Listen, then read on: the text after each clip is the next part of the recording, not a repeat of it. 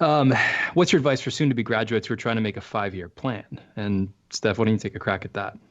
I laughed a little bit at that, and I'll probably talk to Taylor later about it. But I answered that exact question to a student at Ithaca when we went to go speak a couple weekends ago, Zach and I, and it was funny because my entire presentation was on how you don't necessarily, basically, for lack of a, long story short, you don't have to have everything figured out, and likely the plan that you have in your head, if you have one, is not going to be how it goes.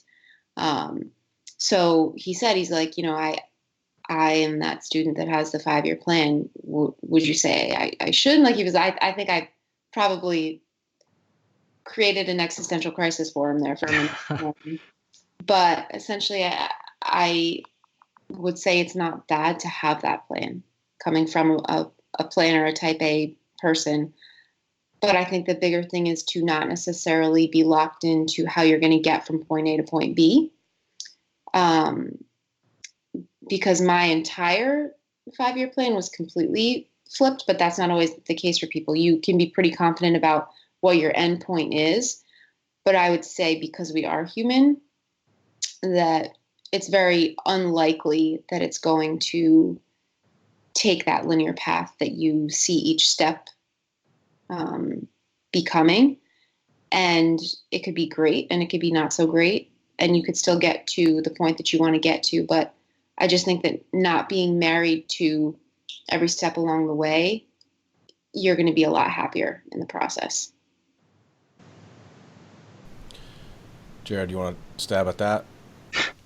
I think that's great. When I came out of, actually, it wasn't so much coming out of PT school, it was coming out of undergrad. I had an idea as to how I wanted this to go. And then, the first roadblock was not getting into any PT school right off the bat. It's like, okay, damn, I guess I tossed a curveball, got to roll with it. And then after that, it was more of a matter of, or I guess I became more okay with the idea of, I've got this general idea of where I want to go and started to expect, like you said, Steph, some curveballs, some things not going the way I planned.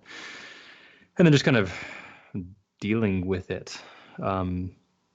So yeah, I mean, I'd probably just echo the same sentiments where I think it's necessary to know what you're about. Like you said before about the residency, kind of know your why, know what you want, where you want to go. But then also have some flexibility in terms of how you get there, recognize that things rarely go exactly according to plan. And then when that does happen, or if it does happen, which is almost inevitable, it's not shaking you that much because you're kind of prepared for it. So, Quinn, anything? Yeah, I love what you guys are saying. I didn't make a 5-year plan, and Slacker. I'm notorious for just jumping in, just kind of doing stuff, and then either picking up the pieces afterwards. I actually graduated or got my license almost exactly 5 years ago. It was 5 years this August, and I think Steph, you graduated the same year, right? 13. Yeah, it'll be yep. So here I am at the 5-year mark, and had you asked me 5 years ago that I would just be sitting here on a podcast with you two, I'd be like, what? What's a podcast, first of all? And so I guess the question would be, what is your plan?